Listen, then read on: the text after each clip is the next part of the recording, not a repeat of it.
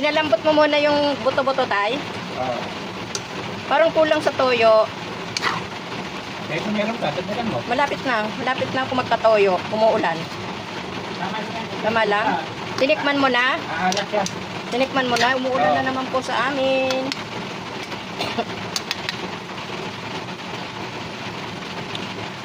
Oo nga, tay. Ha? Tama na. Tama nga. Aalat pag dinagdagan ng toyo. Alam nyo yan, guys. So, yan, mga buto-buto na yan.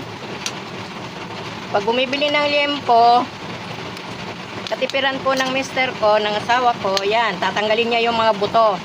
Pero may laman naman, ayan o. Tatanggalin niya para pansahog niya pagka magkulay. O, di tama, hindi na bumili ng ano yung anak ko, pang ulam ngayong gabi.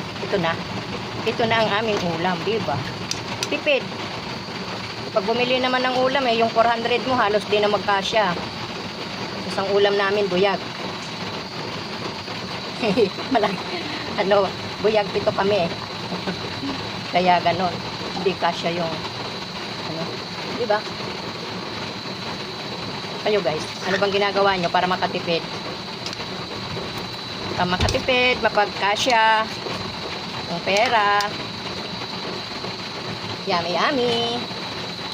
Yummy yan. Bye-bye na. Mulan na. Hapon na. Bye. Thank you.